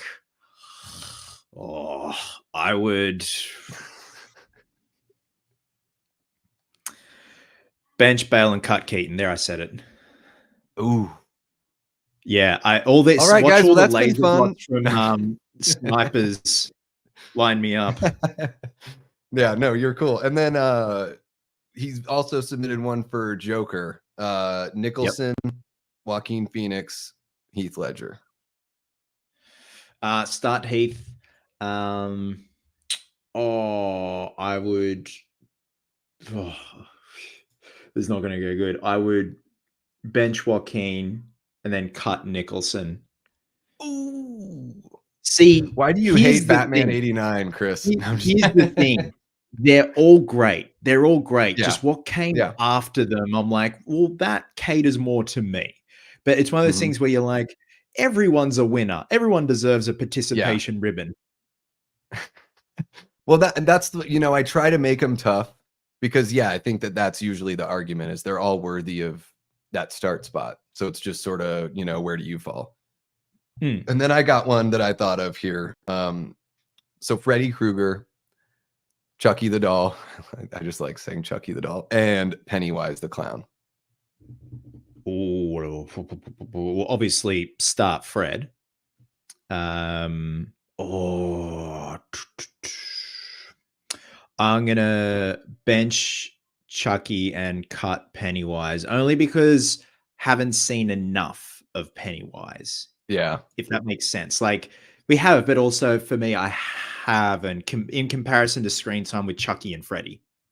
Yeah, for sure. Yeah, I was trying to think like I wanted to put Joker in there. I was like, but I don't want two Joker like because I thought that would have been really tough, you know. Mm. Freddy, Chucky, Joker. Like, what the hell are you gonna do there? Like, Yeah. that's a pretty difficult one. And you know, Chucky kind of similar vibes to Freddy, that personality and everything. Yeah. I'm going through those movies right now and rewatching those for a franchise ranking, and it's pretty interesting because it's been a while for some of those.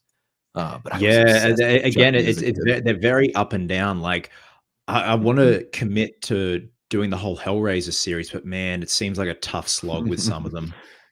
That's yeah, I've only seen the first 3, and it just Mm, seems like the others are like, "What the hell am I getting myself into here?" You yeah, know, for sure, for sure. direct to video fare and all that kind of stuff. But you know, Chucky was I was like 10 years old, so way too old for a doll, really, at that point, I think. And Mm, I asked my parents for a My Buddy doll for Christmas because I love Child's Play so much. yeah, Like that's the kind of weird ass kid I was growing up. love it, I love it. You would have been my best friend in high school. Oh yeah, absolutely. I probably would have got on a good workout regimen if we were best friends back then. All right. Well, let's see. I kind of wanted to open it up here. If anyone has any questions for you or anything like that, guys in the chat, if you have any questions for Chris or anyone else, if you have a question for Cecil, if he's still firmly here. I love how he put firmly all in caps. Yeah, I Firmly. know. I get it. Firmly. Yeah. Now, Chris, do you guys have, you know, any traveling conventions that come out your way for for horror stuff, or is it just like maybe you get like a big Comic-Con kind of thing out there or Our anything two like big that? ones are Supernova and Oz Comic Con. We've also got MetroCon that's in Melbourne, and they've got a mad lineup at the moment. They've got Brandon Routh coming, which is really cool. Our only horror con, which I was fortunate enough to be at, was called Shock Horror, and it was in 2012 here in Sydney. Robert Englund was here, Lisa Wilcox, Ken Sagos, John Jarrett from Wolf Creek, and it was a one and done. Like they never did it again. I don't know if it just Oh didn't yeah. do well because it was so like horror's niche enough as it is, let alone in Mhm. Australia. It's really niche. And I think that's why I'm very fortunate with the second channel to have this niche little beautiful community, like whether it's horror or props or horror props, talking about Mhm. them. But yeah, like no horror cons, man. It's yeah, few and far between. But our main flagship ones are Supernova and Oz Comic Con. Like they're like you go to one, you're seeing them all. It's the same stuff most of the time, like booths and stuff like that. But I would love a Gotcha. decent horror con out here. I actually think, especially now that horror's a lot more, wouldn't say mainstream, but I think it would go off like a decent Mhm. setup, like a Horror Hound weekend or like a Monster Palooza out here, man. I went to Monster Palooza in 2017 in Pasadena. My eyes were on Oh yeah. stalks because it's my type of stuff, like special Yeah. effects, but like monster stuff, and it was just so cool. And South Pass is crazy because it's like, man, you just taking a ride from a hotel or an Airbnb to where the con is at, you're going to drive past all these places you've seen in so many damn movies. Like we were out there for H45 and our little Uber ride from our Airbnb to the South Pasadena convention, it had, you know, the theater from the beginning of Scream 2, the diner where Sarah Connor works at in the first Terminator film. Just like Mm, it's a wild place that like, you know, it's like it's a dream factory. Like you go there and you just realize this is such a cool place because it looks like anywhere USA. It's been used in so many of these movies, and then yeah, you've got that con right there. But yeah, I mm. think, you know, it seems like Australia's kind of, you know, got a little bit of a budding horror scene there, especially with, films being made out there as well. So, I guess you never know. Yeah, man. Aaron Click says, Chris, do you like the Australian band The Church? I just saw them in concert on Thursday. I love them. Dude, I have never heard of them. Hang on. Let me have a look. Church. The Church. The Church. I think it'd be one of those things, if I heard their music, I'd be like, yes, them. The Church. Well, Aaron, you and I have something in common, because when I chatted with Daniello, Sarah, and Chris earlier this year, I asked them about a Australian punk band that I really love called Frenzal Rom, and no one knows who the hell Frenzal Rom is. Even my friends that like punk rock don't even know. I haven't heard of The Church, man. Oh my God. Under the Milky Way is their most popular song. I feel like if I listen to Under the Milky Way, I'd be like, yes, I've heard of them. Yeah. Yeah, that's got to be what you talk about pressure. Now, when somebody talks to you and they're not from Australia and they like bring up the one thing, and then you're like, oh, I'm so sorry. I got to hand in my Australian citizenship card. And they're like, man, this guy doesn't even know about his own country. It's just an island. What's going on? Oh, man. Now, you're in the Sydney area, right?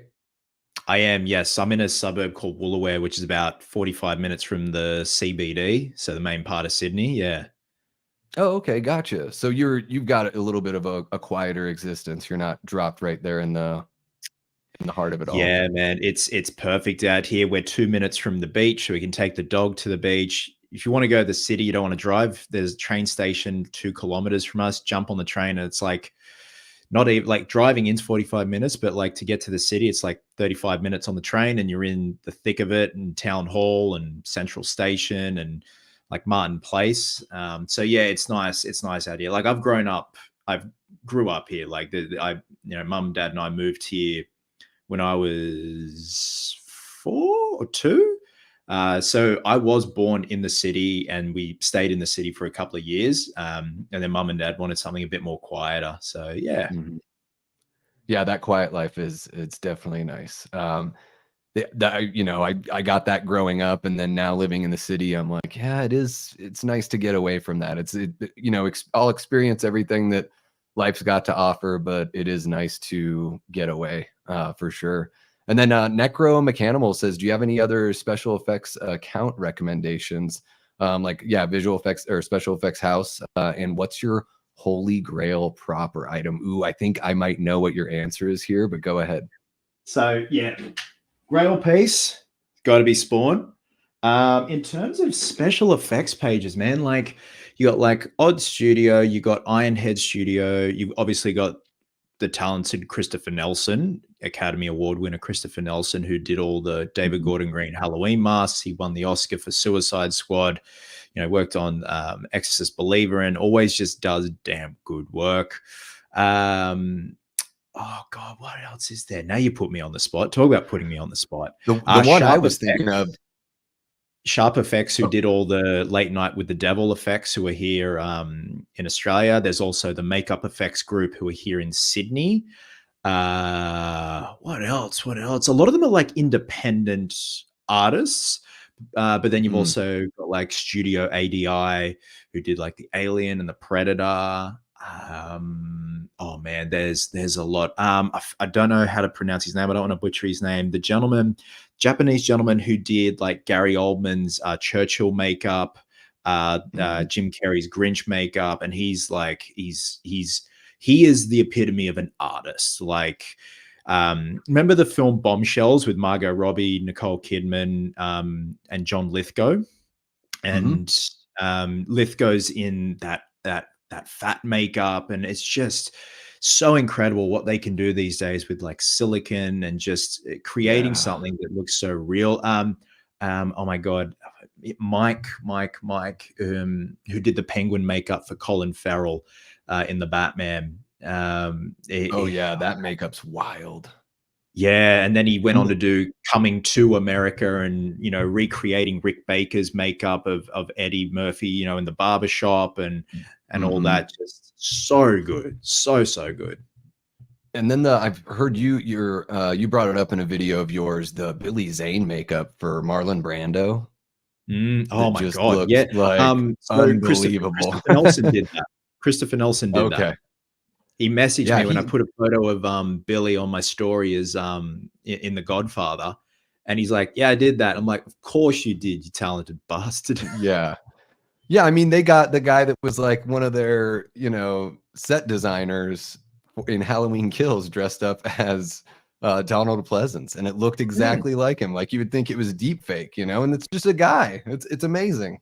Kazu. Yep, that's the one, man. Thank you very much. Kazuhiro, all right. Yep, yeah, very talented man. And then Aaron says, Davey and Chris, are you aware of / excited about the Crow fan film Days of Sodom? I was in talks to possibly be in it, and then nothing came of it. But yeah, it's looking good. They've got a nice little ensemble cast there. A friend of mine, Snarky J Cosplay, she's going to be in it, which is really cool. She's like blown up on YouTube, which is great. She's worked hard for it, and yeah, it's looking really good actually. Like it looks worlds better than what the Skarsgård one looks like, but obviously I'll give that a chance. Yeah. Yeah. Yeah, and we actually had Wet Paint Pictures they're making that film. They had jumped in the chat earlier. So I think it looks really good. I ended up backing it by purchasing a Blu-ray because you guys know how I feel about fan films. I mean, I felt this way just, within the last handful of years of my life that, these fan films keep on raising the bar. They keep on, doing things that the studios either aren't able to do or just not willing to do. So yeah, when I saw the trailer for it, I was like, all right, this looks pretty legit. And it had that mood. It captured that like 90s mood, It did. Like they've just really done their homework, and they're probably obviously looking at the Skarsgård one and being like, I'm glad like we're putting the work in, nutting out the finer details and really trying to recreate that gothic feel from 94 when the first one came out. Yeah. And using that Deftones track, it just kind of reminded me of just how awesome that soundtrack was that I think just really like, helped make The Crow feel a little like otherworldly and different at that time. Because that was an odd era for comic book movies, that mid 90s, like effects really weren't where they were at. So you couldn't do a lot of like, if you wanted to do Spider-Man, it just would have been very difficult. So we got like Dolph Lundgren's Punisher kind of in that era. And, of course, The Crow and the Schumacher Batman movies, which were very colorful, very colorful indeed. Yeah. Oh, there we go. They're back. Lionsgate has been real great to us as well. We support them and hope nothing but the best. Yeah. I mean, awesome. I think as far as like that, the Bill Skarsgård, it doesn't really, I think the biggest mistake they made is just naming the character Eric Draven, that if they just tried to tell a different Crow story, they would have been better off. But, I like with anything else, it's like, I got to reserve judgment, like, fully. And it just seems like it's just for a modern age. So, maybe it's not my thing, but maybe it'll be for all the people out there with face tattoos by the time they were 18. Man, this movie is for them. So happy for you. For all the people that listen to really lazy hip hop and mumble rapping, they will love that movie. Yeah. And boom, there you go. Chris, let's set up a call sometime. Yeah, man. Cool. If you get nothing out of this interview, Chris, rather than, other than getting to stare at my handsome face for an hour and a half, then hell yeah. There you go. Yeah, Aaron's you're absolutely right there, Aaron. Of course. Oh, and look at this, Jamie, who's seen everything in the theater. Of course you did. Yeah. I'm jealous. 94 was a big year, man. Dookie by Green Day came out. My whole world changed. That's a banger of an album. Yeah. It's so crazy to believe that it's that old. That's the album that essentially pushed me into punk rock, because I got into Green Day. And then the little skater kids in my hometown were like, have you ever heard Pennywise? Have you heard Face to Face? And I was, that was it. I was full on, this is the greatest subgenre or, genre of music ever. Yeah. Much to everyone's chagrin, much to everyone around me's chagrin. Hell yeah. Well, Chris, this has been awesome chatting with you. Again, I know you've got a busy day. I want you to, got to maintain that focus working on the Gotham Noir stuff and everything. Yeah, I hope that goes well. I can, when you were talking about like, doing the tests, making sure like the shading looks right and everything and the textures are there. It reminds me of recording music when you're like, oh, this guitar tone's so badass.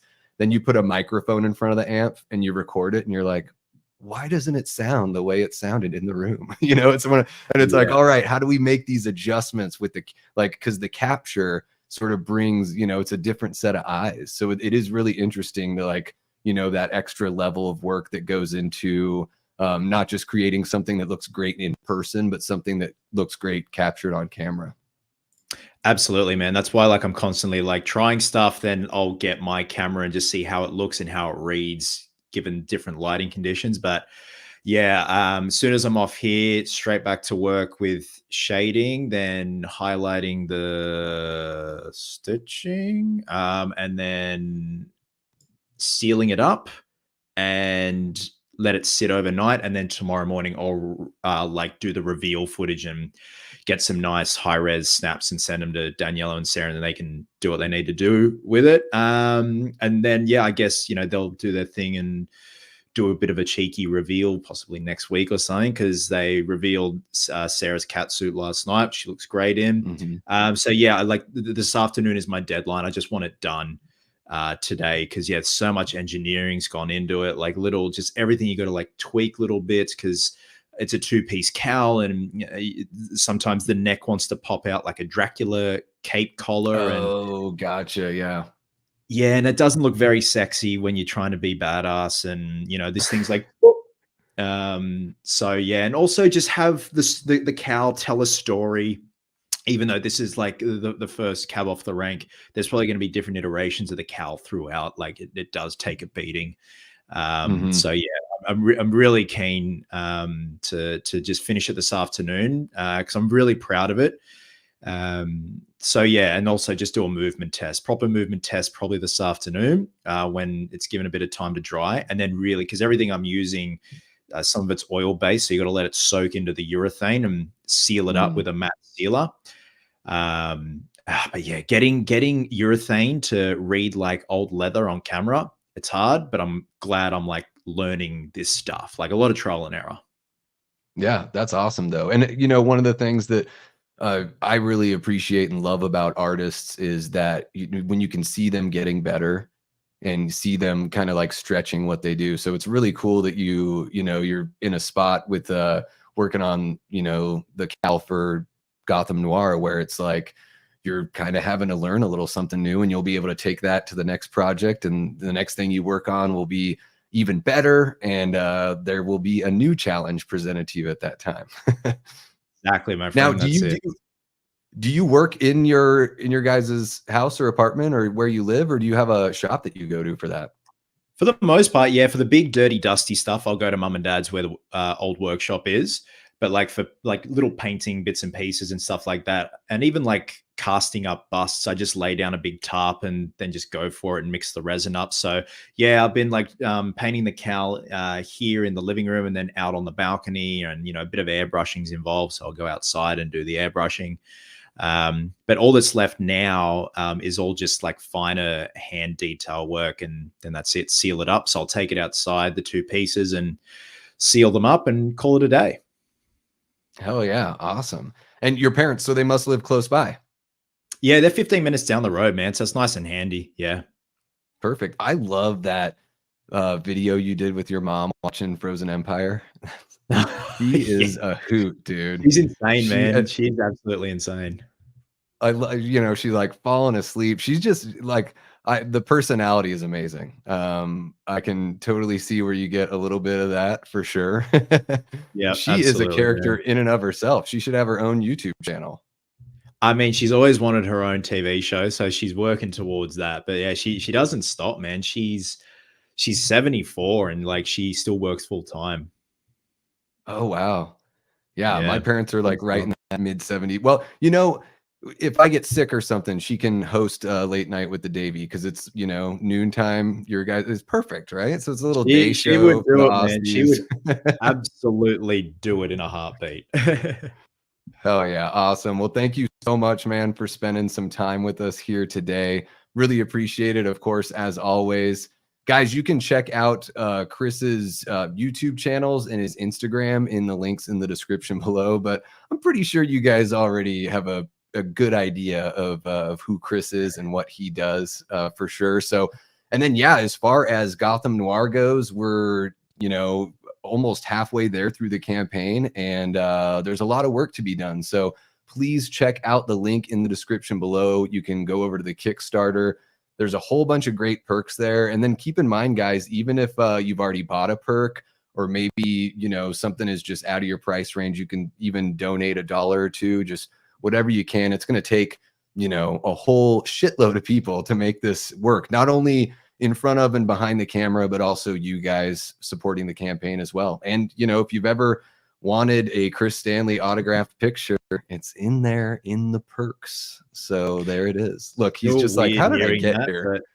but still weird hearing that, but here we are. But yeah, every little bit counts. But yeah, man, thank you very much for having me, and thank you everyone in the chat. It's just been nice, just, you know, talking shop and just talking shit, but in the best way possible, man.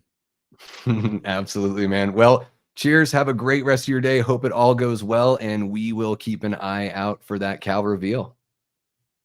Awesome, man. Thank you so much. I really appreciate it. You got it. Take care, Chris. All right, everybody. We are wrapping up here. I just wanted to make sure I got everybody in the chat. How awesome is Chris for spending that much time with us? I mean, usually we have a couple guests, and you know, we spend about 45 minutes with each one. So really, really thankful to be able to, you know, eat up that hour and a half or so of Chris's day, especially you know, it sounds like it's going to be a busy one. So yeah, guys, really appreciate you showing out for the show and hanging in the chat, man. The chat has been awesome tonight. You guys are incredible. You know, I had mentioned on my stream Monday that just sort of going through a couple of life changes, and really happy to be sort of like back on track and, you know, a lot more focused when it comes to this stuff and when it comes to you guys. I, you know, can't thank you enough for being such a great audience. We are making our way to that 800 sub mark slowly but surely, and hopefully we'll be able to break 1,000 by August. That'll be the year anniversary of the channel. So looking to do that, and couldn't do it without you guys. So love having y'all along for the ride. Please check out Chris's links in the description below if you don't already follow him on social media or on YouTube. There's a ton of great cosplay content on the Cosplay Chris channel, and then on his Chris Stanley official channel. That's where you're going to get like your reviews, your like kind of shorter videos, maybe a little more personal as far as like, you know, like Chris getting the Spawn bust, stuff like that. You're going to see over there on that second channel of his. And yeah, guys, again, please go over and check out the Gotham Noir Kickstarter page. I mean, the pictures that we're seeing of this bat suit and the cat suit, and what we're going to see this weekend when Chris, you know, launches that video on his page showing off the cowl and everything. I just can't wait to see, you know, your guys' reactions to everything that we're cooking up over there. And I'm really pumped on the film. So happy to be a part of it, and really want to make it, you know, the best it can absolutely be, which again, we can't do without you guys. So thank you so much.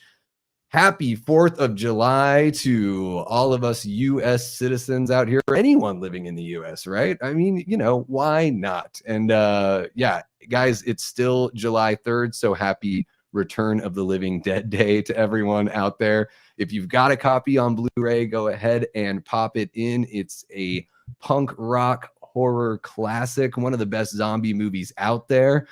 A lot of fun blood, a lot of great jokes and laughs. You got Clu Gulager, and surprise, surprise, Linnea Quigley takes her clothes off. She never does that in her movies. But yeah, guys, thank you so much for hanging with us. I hope everyone has a great rest of their night. Please make sure to hit that like button if you haven't yet, and subscribe if you haven't done that as well. Really appreciate y'all hanging out here in the chat with us. And until next time, I've been and will continue being Davey Deathray. Take care.